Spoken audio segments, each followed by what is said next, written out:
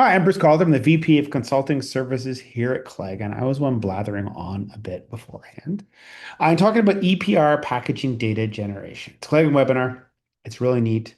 There's a lot to take in. Now, one of the overarching things that come up a lot is one of the most fundamental rules of restricted materials compliance are the things you're most likely to be non-compliant for, or the things you didn't know about. So when you look in some of these individually, there's always little bits of extra buts, then, ifs variations. We're trying to be as close as accurate as possible here, but every single state's a bit different, and they tend to be the same, and three will be like this, and the fourth one will be slightly varied. Okay, what is EPR? It's extended producer responsibility. Translation, it's fancy words, polluter pays. Even simpler, you sell it, you pay for it. Focused by government, especially on packaging until recently, has been around what the government pays for. Consumer packaging waste, stuff that your tax base would pay for in the municipal system or city system. They're starting to focus more on non-consumer, B2B, which is one of the bigger changes. The fact that some of the US states are actually getting packaging reporting, et cetera, is a newer thing. A little bit of agenda. This is from Scott Metzger. Before we get into regulatory, I always try to start with dogs and cats. If you know the tune, it's a box world after all, which will make a little more sense in a moment. So I'm going to talk with jurisdictions, the packaging EPR. I'm going to talk a lot about SB 54, the California one. We have some good questions there. Hopefully people hear the sound or have questions off the bat. I'm just going to double check we don't have sound issues. Usually sound issues, it's a interesting bandwidth issue. Lots of happening. That's usually in your end. It sucks. I don't really know what to do with that. I don't know. I've tried rebooting before. Normally it's not me. Hopefully it's not me. We'll find out in the recording. So we're talking about the jurisdictions packaging EPR, SB 54, example products.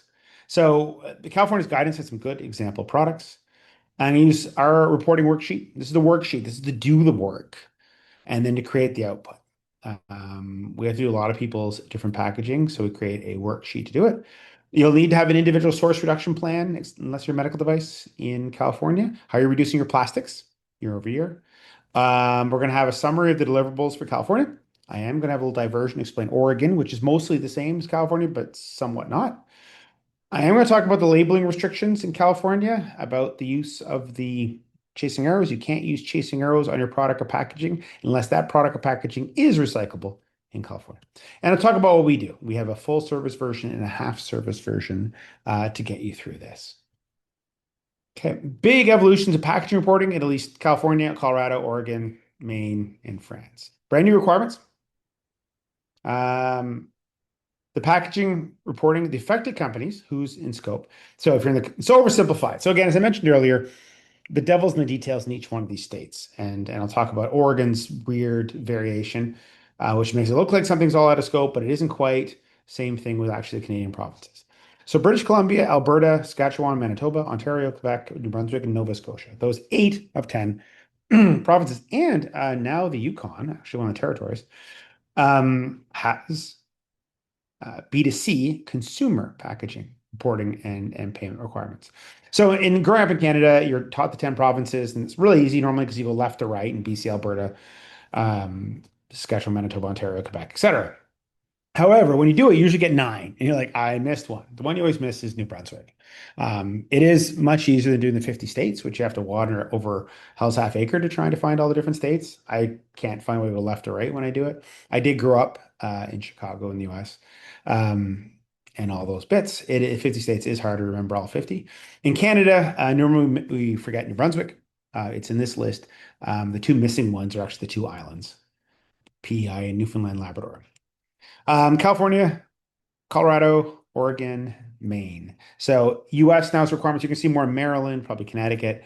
You're going to see B2C and a minimum take back. Now, some of B2B. And Europe, of course, have had business to consumer packaging reporting and take back of fee payments for a long time. Industrial are these. So Europe has implied that they do B2B, but they haven't necessarily forced it. The new EU PPWR is now having all the countries have to make sure they have a B2B packaging reporting and take back. And the ones that are sort of leading the way right now are France, Spain, Norway, and Denmark. You're going to see a lot more mandatory requirements from them, and you see France requirements are going to get more and more detailed. I'm going to focus on the US side today, but you're going to see more and more on the B2B side, business to business in Europe. Now, California, medical devices are excluded here, except in all US states, except, like I said before, it's like all of them are the same, except there's one little difference.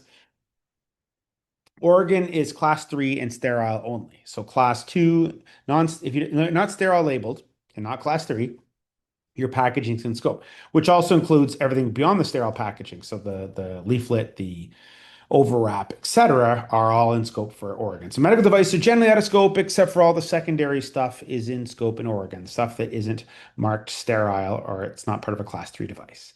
So California goes, medical device goes all the way out to the pallet. Oregon, it's only the immediate packaging labeled sterile, and everything beyond that is not. It is not exempted and it's in scope. So medical devices do have to do Oregon. I've said different things before. It's a bit of a, as I said, the devil's in the details in each one of these. It's only class 3 and sterile. All the packaging beyond in Oregon is in scope. Canada, it's same sort of thing, unless it's biocontaminated, it should be non-contaminated. Consumer, shouldn't say medical. I knew I had one more thing to change this presentation. It's not medical. It's not on repeat here. It's non-contaminated consumer medical device packaging. So B2B medical device packaging is out of all the Canadian provinces, but consumer is in. And plus all the secondary stuff is definitely in. So if you have inserts, leaflets, secondary packaging for your consumer B2C, it's in scope of all the Canadian provinces. California and Oregon are both due May 31st, 2026. Like that's already passed. Yes, but the deadline isn't exactly California's deadline. That's the deadline for Circular Action Alliance. That's the PRO, Producer Responsibility Organization. Think of them as the bill collectors for the waste industry. They need your data and money to report and pay to California. So they know everybody's late. So they made things as soon as possible so they can do threatening letters. In reality, about 90 days after this starts to comply. So the clock is ticking. February 20th, 2027 is France's. Spain has already passed your reporting requirements. Relatively simple in Spain for B2C. Denmark, April 30th. They have an 8-ton packaging limit, so you have to have at least 8 tons of packaging. Norway is March 2026. They've just passed. However, if you're late in Europe, it's not heavy penalties unless you don't report. You just have to report for the reporting periods you missed. Same sort of thing in Canada. Anybody's on the federal plastic registry, the provinces are using that to say, hey, why didn't you register in our province also? And then making sure they register, report, and pay fees. So it's a whole interesting situation. So what happens to some of their clients who weren't reporting Ontario, and it's usually kind of an obscure thing, like you weren't reporting your leaflets and secondary packaging, fine, but then they had to pay and report for like the last 5 years of packaging. The same sort of thing will be in France, Spain, Norway. If you miss the deadline, there will potentially be penalties if you don't comply soon. If you do comply, you just have to make sure you end up paying for the missing years. As long as you get the back date, they're happy with the money. I mean, and these organizations, as much as they might be supposed green recycling organizations, they're really bill collectors for the recycling industry. They may or may not do any recycling of their own. They're just an aggregator and bill collector. So Norway has no tonnage limit. Anybody who sells any B2B packaging in Norway is in scope. So California is category level reporting. It's not SKU level yet. I've talked about SKU level. It isn't. France is the B2C level at high volumes. B2B is very simple categories. California's categories are different. They're based on what the recycler sees. So this is going to be a common theme going forward. You might see in your bill of materials, I have this much polyethylene, I have this much polypropylene. That's not the way the recycler sees it.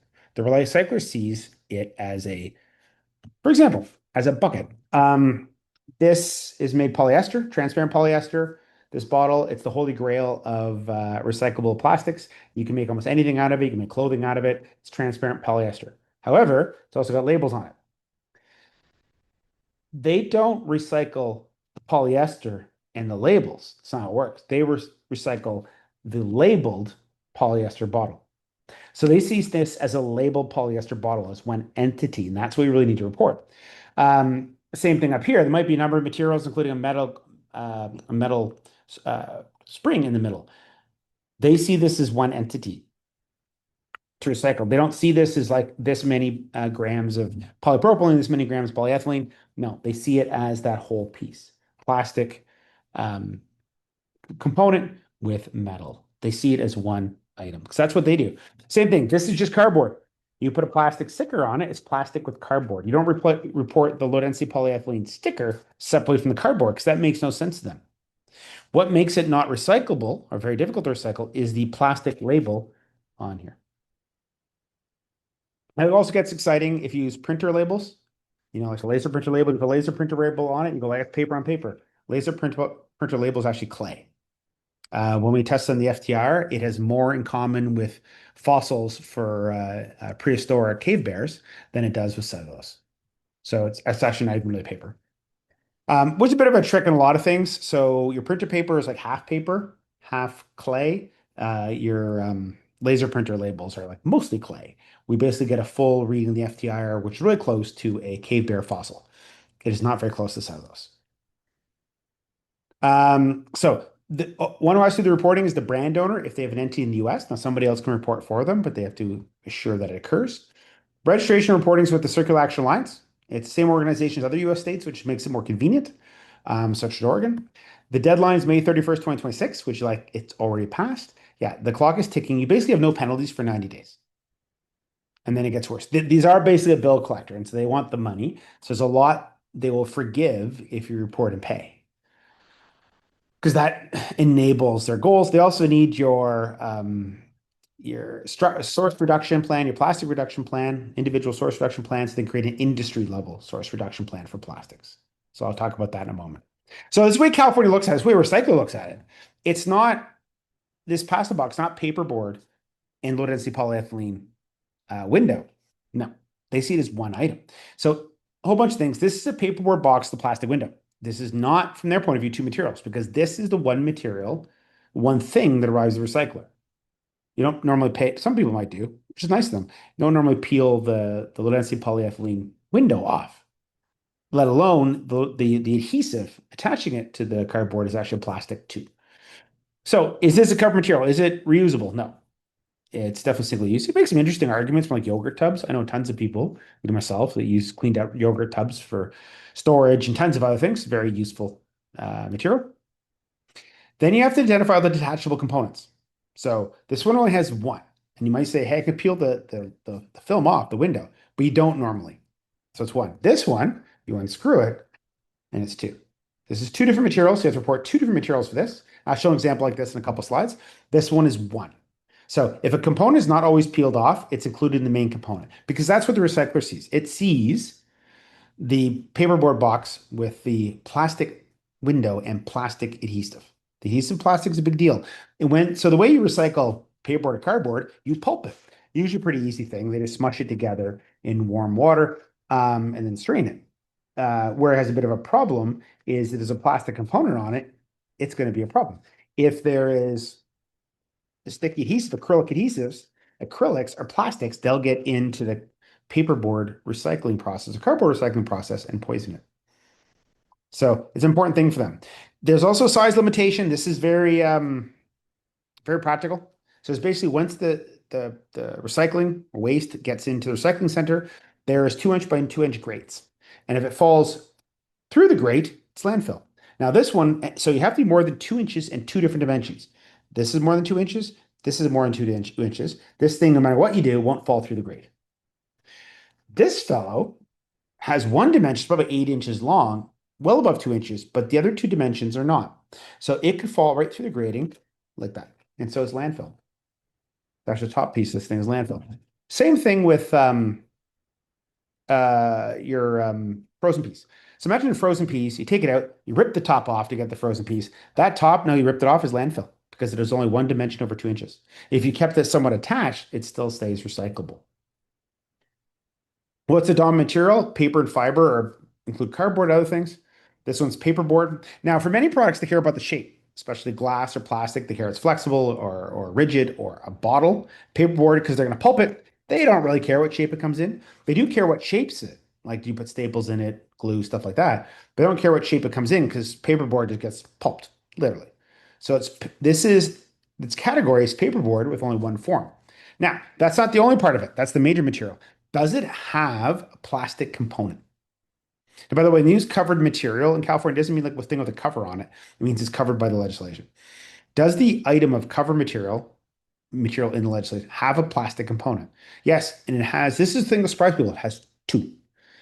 It has the window and it has the plastic adhesive on the window. That's a plastic too. That's a plastic component.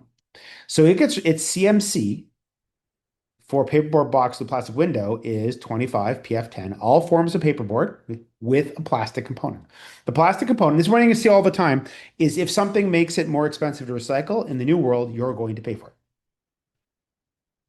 That was an easy one. So what's a CMC? What is a CMC? It's a covered material category. And covered means in the legislation. It's a California legislation thing. It's one of 95 distinct packaging material categories. There are 95 CMCs in California, Oregon, etc.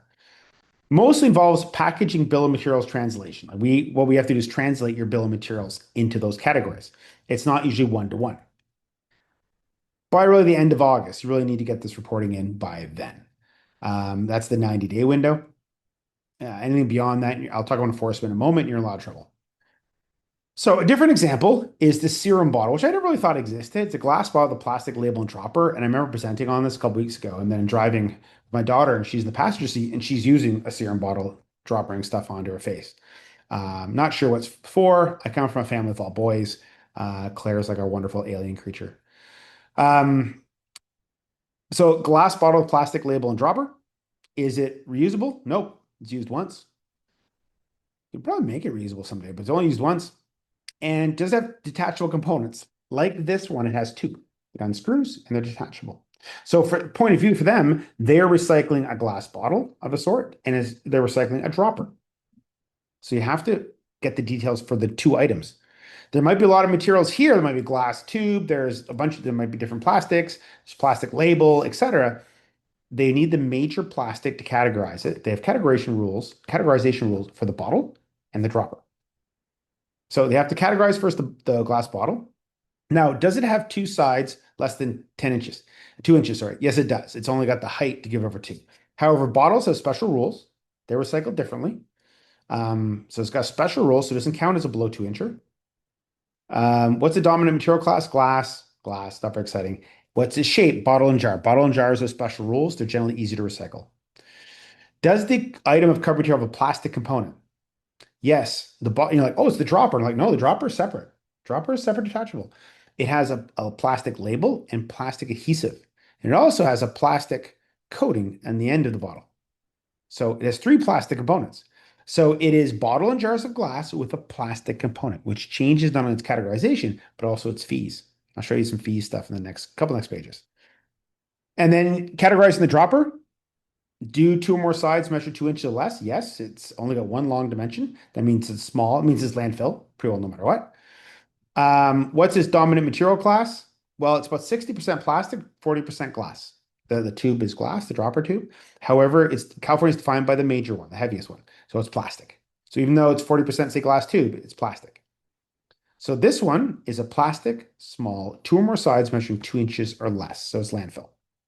The dropper is landfill. The bottle or jar is recycled as glass. Now, do that with an actual complex product like a laboratory equipment or laptop. It's a little more exciting. But what makes SB 54 so difficult? It's just weights and materials and weights, right? Nope. Recyclers want data on what they see. They don't see, these individual labels coming off all by themselves. They don't see this bottle all by itself. They see the labeled bottle. They don't see the cardboard box, then the staples, then the labels. They see the stapled cardboard box with labels on it. So that's what they process. And so the difficulty for them is based on what they receive, not the base materials they started with. They don't see cartons and labels. They see cartons with labels. So you can't just roll up every individual material in your bomb. It doesn't work that way. So you have to merge materials, determine the reportable category, and then merge their weights. The dropper bit has a plastic bit and glass bit.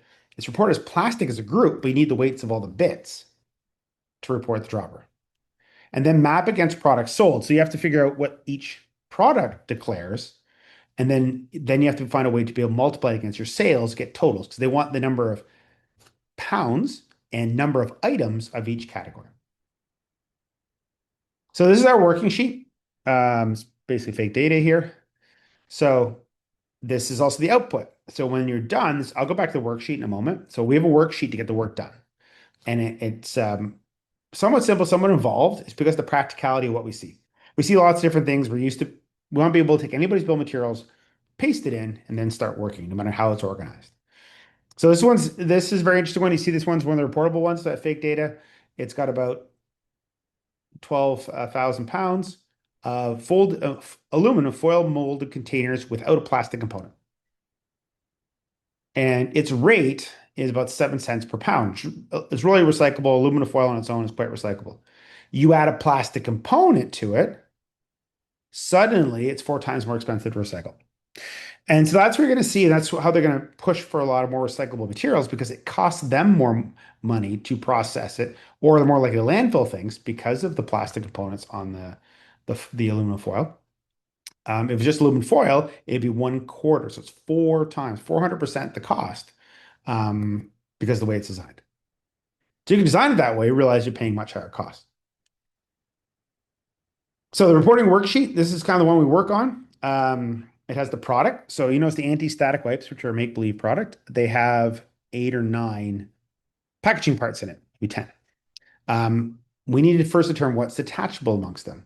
So we'll have sales volume. So we'll need the sales volume. So because we need what product it is. As much as it might be really cool to find out, polypropylene in something or it's low density polyethylene, other film, this many grams. We also need to know what product it is so we can roll it up the fact you sold 2,000 of those. This is the material. Not quite true. The polyamide oriented should be wax oriented. Um, this is just for interest.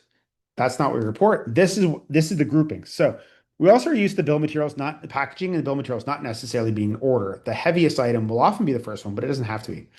And for each detachable item, the anti-stack wipes have 4. I'll show a better example on the next page. You have to be able to declare those 4. The other 6 packaging parts are all associated. They modify or potentially modify the declaration of the thing they're associated with. So item 2, main 2, has 2 associated items. Main 1 is 4. Main 3 and 4 are just themselves, so just leaflets. And this is how we organize it to put everything together.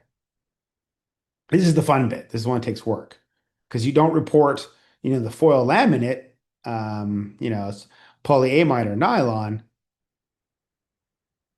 by itself because it affects the declaration of foil bag. So why is this why this complicated? So the reason we do it so complicated is for one product, we can have 4 detachable components, including leaflets in there. That also adds to your packaging. If it's a manual stage of the product, it's not packaging, but if it's a leaflet or simple, it's thrown out. It is normally. And then there's 6 associated components that affect the declaration. They're not declared on their own. They're rolled up or modify the declaration of their main. So the top one, the foil bag, is a main, and the foil laminate and overwrap label are associated with it. They add their weight and modify the packaging one. So we've done it this way because there's also going to be no particular order in a BOM, bill of materials, and it's actually difficult to rearrange. So we have it so you can associate each row with a main. There's a practical reason it works really well. So this is the fun bit. And then from this, we create the CMC. And what you might see is they're only next to ones that say main, because that's the detachable item. The associated ones are just to modify that declaration and add their weights to it. So you notice as much as there might be almost 30 lines on this page, there's only about 8 declarables, CMCs. We merge their weights together of what they end up being declarable. And then, so like you can see those 3 were merged together. They're all associated. They're all item 2.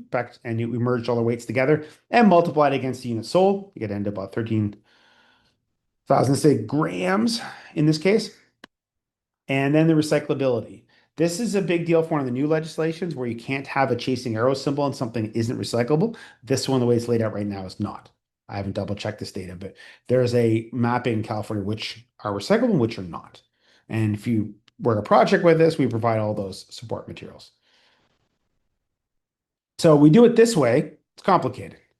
To eventually create the sheet, we saw that general output. So you don't submit this. This is a working sheet. You submit the other sheet I showed the costs and totals. That's when it merges all of, in this case, like the cardboard plastic component, merge it all together into one reportable number.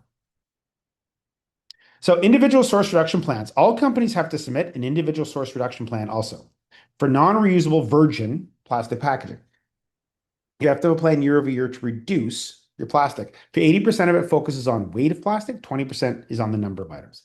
Targets you have to reduce by 10% by 2027, 20% by 2030, and 25% by 2032. Deadline, like everything else, is May 31st, 2026. But it excludes medical device. So all of SB 54, as I mentioned earlier, medical device don't have to do any of this EPR. The only one they have to do in the US is non-sterile devices have to do Oregon. Uh, so now in the individual source reduction plan, plastic reduction options shift to reuse. So if you have to meet the 10%, which everybody does, you can do it by shifting to reuse, make the bottles reusable.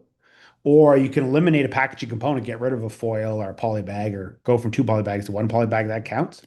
Replace another material, like when you get an Amazon package these days, usually has a paper foam packing, or basically it's paper crumpled up instead of foam. That's a replacement. Right sizing or lightweighting, making a plastic component lighter, which also works. Or the regulations on virgin. So if you use more post-consumer recycled content, your plastic use goes down. You reduce your plastic.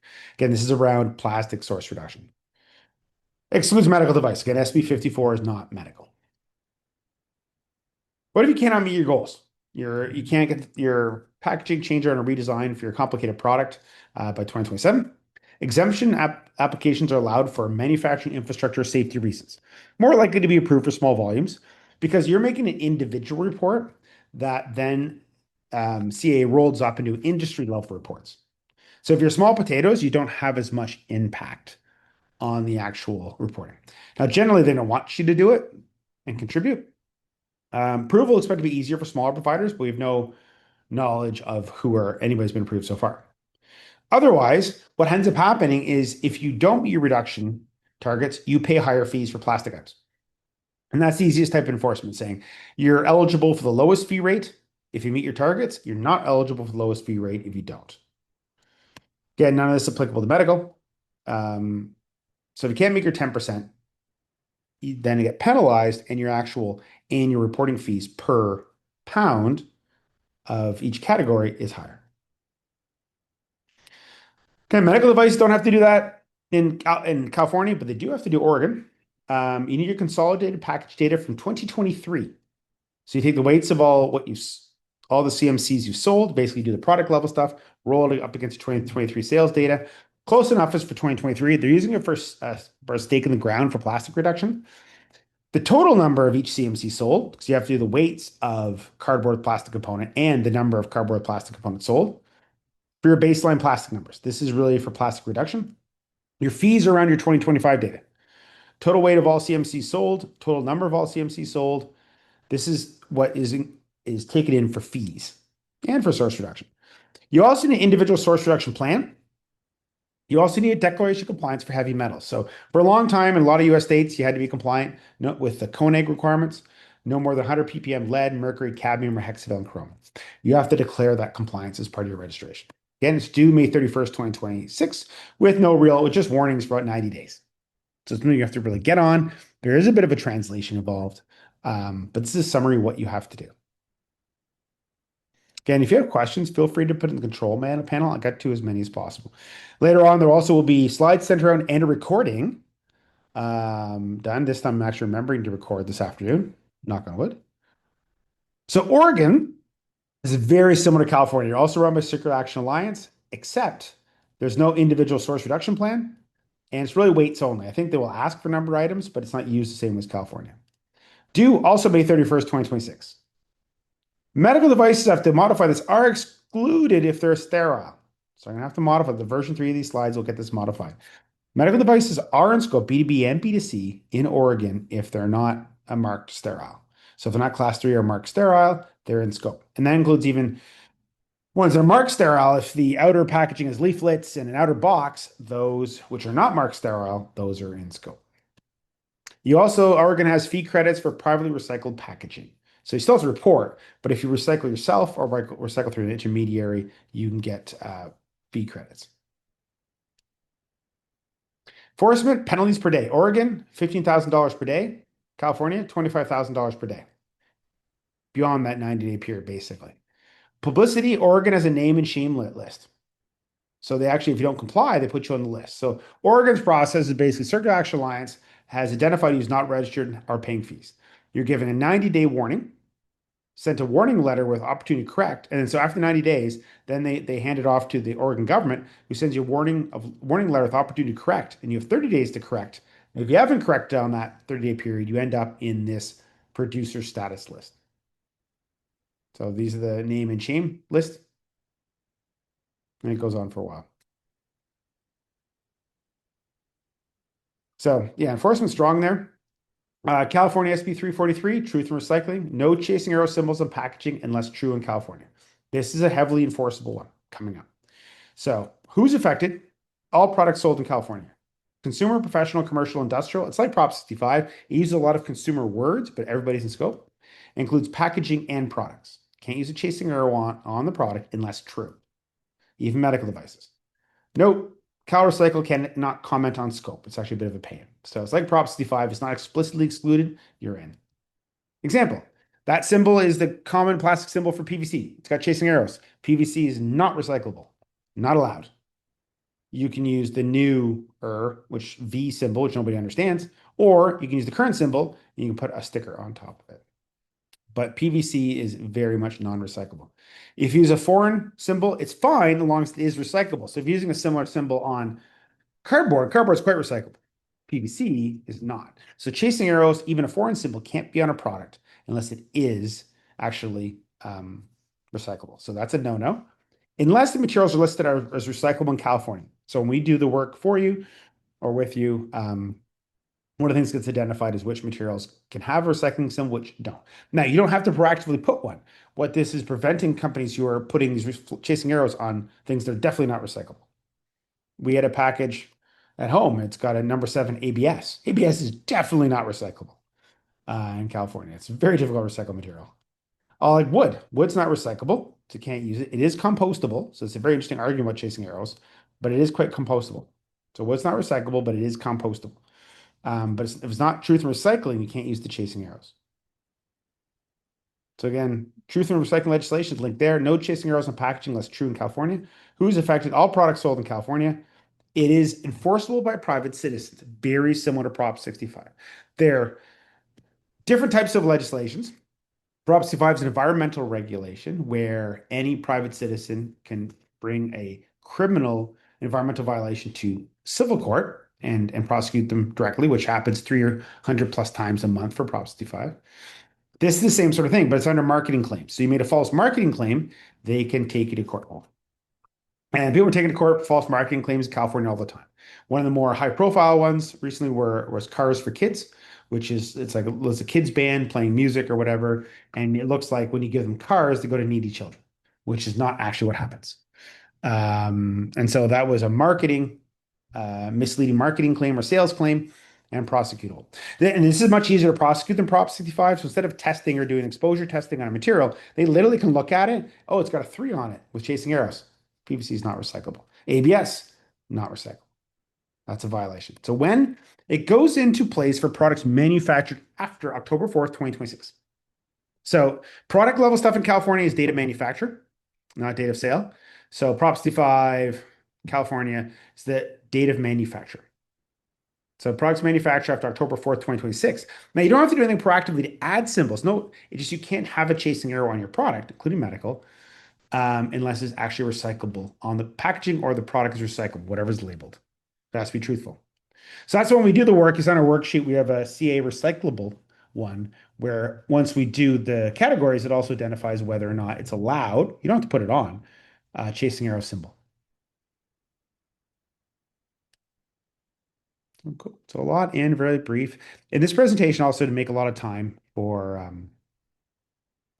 questions. What we do everything. You provide us the bill of materials and sales information, and we do everything else and give you the worksheet, final output, all done. So this is our full service approach. So like, I'm not sure what to do here. Well, you can give it to us, we'll take care of it. Even if you have partial data, we find the miscellaneous category quite large, and people and companies' data is often good on the main products, but gets a little dicier on their Jetsam and Flotsam. So we can supplement that with normal industry models. Now, if it turns out to be the highest volume product you sell, sure, we have to look at it in more detail. When in doubt and you don't know, just send us copies here and we'll take care of it. Packaging. We also have our half service, where so we have full service and half service, where we support you. You'd like to do it yourself.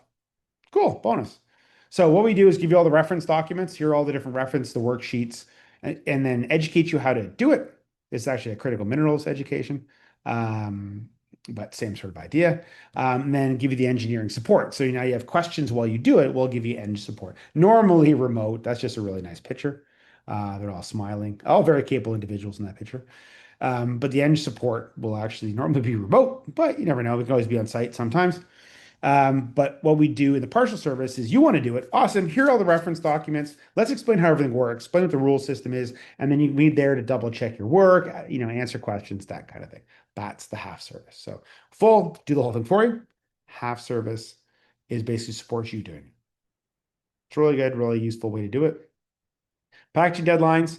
Oregon is really should be the end of May. And Colorado is consumer only, end of May. Quebec, consumer only, July. California, EPR reporting also in May, just like Colorado and Oregon, with about 90-day window. Don't forget your declaration of conformity for heavy metals in the EU for middle of August. That's the only thing you have to declare for PPWR at a product level right now. In the future, there will be ones on recyclability and labeling, but until those guidances come out, the deadlines are years away. So the deadlines are basically 2 years from the guidances coming out. This is in October 4th, is any products manufactured October 4th, the chasing arrows has to be valid if you're using chasing arrows. You don't have to use them, but if you are, they has to be valid. French EPR reporting is in February of 2027, is registration back in July, but most people only care about when the deadline is. That's the French reporting. It's a little more involved. B2C is very involved. B2B is just a bit newer. Main packaging reporting is in May. Is a little farther out. And if you've done the Canadian Plastic Registry and the consumer side, you still have to do it every year in September. The business to business side won't be until 2028. So FPR is still active. You have to report if the consumer plastics every September. Now it's a bit oversimplified. There's always some devil in the details about some of these dates. The US ones are as complicated because your deadlines are to the producer responsibility organization, not exactly the state, but the state has all the enforcement. So again, we have the full service. We do everything. You provide bill of materials and sales information. We do everything else. And we'll give you the outputs. And you're going to want to submit the output yourself because there's fees involved. You're going to want to control that. But we can web meeting in with you and help support you through the whole process. So that's the full service. Even if partial data, we have a lot of models we can use to fill in the gaps. And then we have the half service. We support you. Instead of us doing it, we support you doing it. You'd like to do it yourself. Okay, cool. We provide all the reference documents, the working sheets, and how you can identify the guidances and the different working documents and references. And here's one for interest. Here's the Quebec, which is not California, Quebec guidance on recycling, which explains why certain things are easy to recycle or not. It's the Quebec guidance is superb. And it gives you a much better tangible way. I understand why this is more recyclable than that. It's very practical. We provide education, explain the rules and how to use everything, and also give you eng support. So as you try to fill things in, somebody can just ask. So we have full service and half service version. So any questions? I try to make sure I left lots of time for questions. Also, my daughter is hosting her prom party. She graduated high school this week at our house. And I'm about to say, I'd like to end early to go help, or do I? Let's see how long the questions are. Okay, how about packaging EPR in the Netherlands? 1226 require registration for all the packaging placed in the market. Sort of. August 2026, PPWR has two different deadline types. The ones for you, which are related to materials content, eventual recyclability, labeling, product related stuff. Then there's ones to the countries there to implement B2B PPWR recycling systems. So it depends what their individual deadline is. And if you miss their deadline, there could be penalties, but you really just end up reporting the stuff you missed before. So um, the recycling side, the registration report, and the EPR side are mandates the countries to set it up. If the countries aren't ready, they don't have to do it. So in Europe, you need to comply with the country rules because the PPWR, the registration and financing of your recycling of your packaging is a mandate to the countries to set it up. Um, and then once they set it up, it becomes mandatory for you if you're the importer of the product for sale in that country. You have to exist in that country. Where can we get the fee rates for each material categories? I don't remember offhand. If you do at least one of the services with us, it's all one of the reference packages. It's all there. It's also a bit complicated because there's a low fee and the high fee, and that also has to do where you are for plastic reduction. So if you don't meet your plastic reduction, you get a different fee. How does brand owner estimate what is sold in California sent to a national distributor? It's a good question. If you can't figure it out, nobody else can. So you have to take a reasonable estimate. And if you're wrong, then you might have to make up the difference in the future. It's mostly just money. The first stage is reporting and doing the best. And if you end up being short 200 kilograms in the future, unintentionally through great faith, at worst, you're going to have to pay for that 200 kilograms, maybe with some inflation or interest in between. If you already had excellent packaging, how do you meet source reduction plan targets? I was thinking that myself, actually. Has a lot to do with is some justifications in the 2023, if you've already made reductions. The devil's in the details. I'm going to look into deeper into that. I was thinking that myself. It's also true if you increase sales. So the worst is you pay more fees for your plastic packaging. But if you've reduced the amount of plastic packaging, you've already have less ones. It's only the plastic related packaging, so cardboard with a plastic component, that is more expensive. I think that's also why they have the 2023 data, but definitely I'm going to look deeper into that. I was thinking that myself. Well, what if you've done a great job? Like when Amazon, you get the package and the box is already just crumpled paper. They don't have a lot of plastic left to get rid of. How is all that handled? So, like a lot of things, some of this is oversimplified. I'm going to look into that in a little more detail too. If you increase in sales volume, you can't metric the denominator. You're more plastic. So you might end up being paying more fees. How is this similar to packaging and packaging waste PPWR? The stuff in France vary. It's a precursor of the PPWR stuff.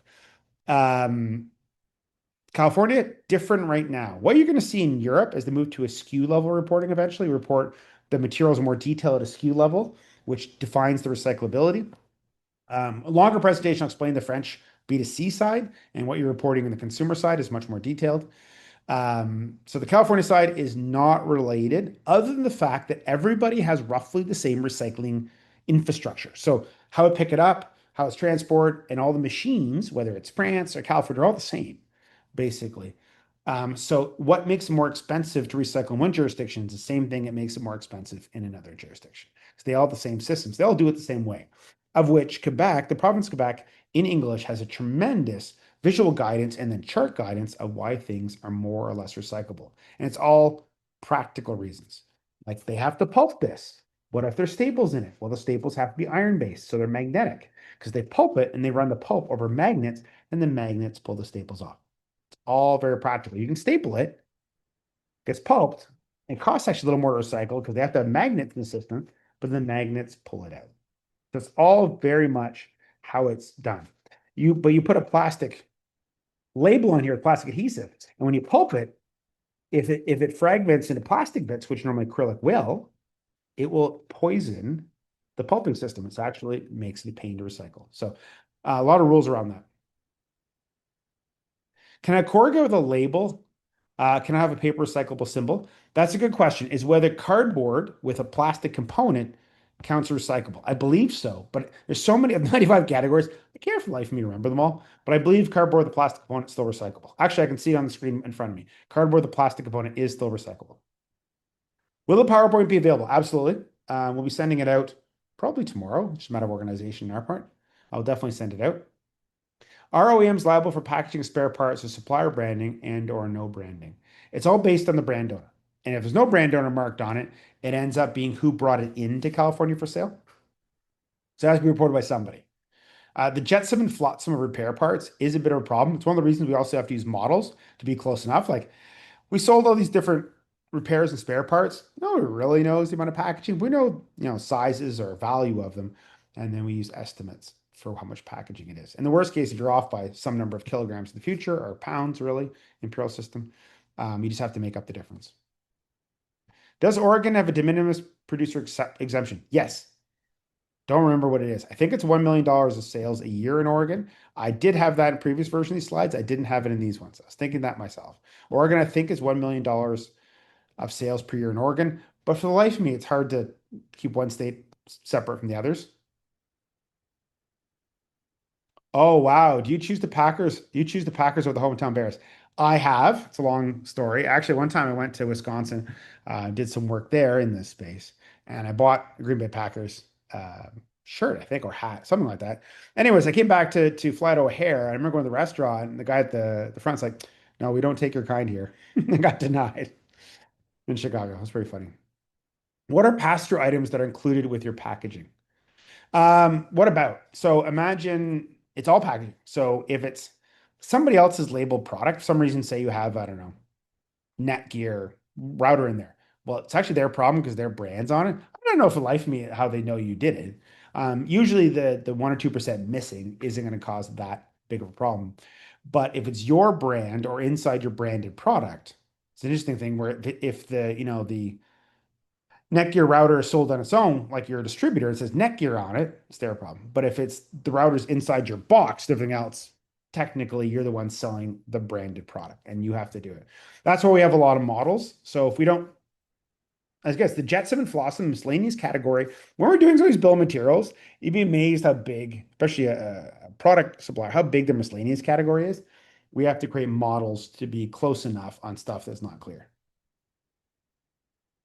So if PCR is only able to claim a producer at 8% source reduction targets in California, how are companies handling achieving 25% reduction if the product is already lightweight and right sized the fullest extent possible? For example, a bottle holding a liquid with a standard cap that can't have any more plastic removed without compromising the integrity of the packaging. You can apply for an exemption. You can pay more fees. So it's not a thou cannot sell. If you're not compliant with SB 54, if you don't register, report, put a plan in, you can't sell your product and no distributor can sell your product in SB 54. You don't meet your reduction targets, you're just paying fees. You just don't get the lowest fee category. You can apply for an exemption, though. As I mentioned, I don't remember all the details of it, but if there's good reason why you've already reduced it far enough, you can't get it any farther. The bottle, I mean, it's number of liters liquid. You can't make it any smaller. There's an argument, can you make it glass? Well, probably can't make it paper. Um, that'd be exciting. So you'd have to justify why you can't do those, and you can apply for an exemption. Or if the whole effort applying for an exemption is just to stop $150 of extra fees a year, you can kind of choose from a business perspective what you want to do. I heard that small producers less of a target. Is there a minimum weight of plastic before a report is required? Everybody in scope is required one. It just doesn't affect. So the CAA has to put a plan back, an aggregated plan back um, to California. And so if some of the bigger producers have met their targets or more, it makes it easier for the smaller ones. But everybody has to do it. Anybody's in scope. So $1 million of sales a year in California in scope. All shipments to the US are in scope. How about the intershipment of assays back and forth, not for sale or distribution? Again, every state's a little bit different. I'd have to look at the sales or distribution. It's normally being sold. If there is packaging waste you're creating, they want to normally capture it. Internal packaging back and forth, I'm not really 100% sure. If like it was two entities of your own, they're using packaging to go to ship things back and forth amongst yourself. Not sure how that is handled at this point. Oregon, it's out. California, it's complicated. Are there required installation safety environmental documents considered leaflets? Depends on your point of view. Is this a single use? Will it be discarded once the unit's put into service? If like it isn't, no, it's a product. But if it's discarded once the unit's placed into service, that's normally packaging. Each jurisdiction is a little bit different on that, but the sort of the overarching rule is if they're going to be removed, you got the safety warning, you chuck it normally. That's packaging. But if you keep it like it's manual, you'll keep, then it's not.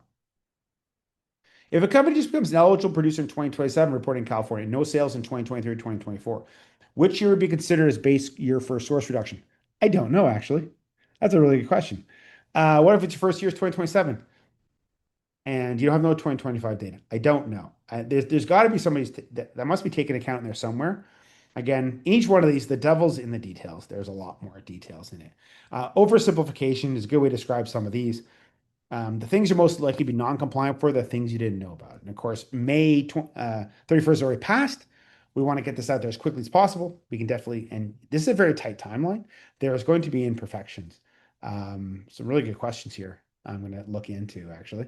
Um, but if you need help, we're here. We have a full service. We can do it all for you. We have a half service. We can give you, we can teach you what to do, give you everything you need, and support you through it. So I think I successfully recorded. This one's a little red dot, which is fantastic. Everybody register will receive a copy of the slides, and we should be sending out the slides and the recording in the next couple of days. Thanks again for everybody who attended. And if there's any other questions, I should really speed off and help my family with my daughter's prom party at my house, which starts in, I think, 9 minutes. Thanks again. I look forward to hosting everyone again soon.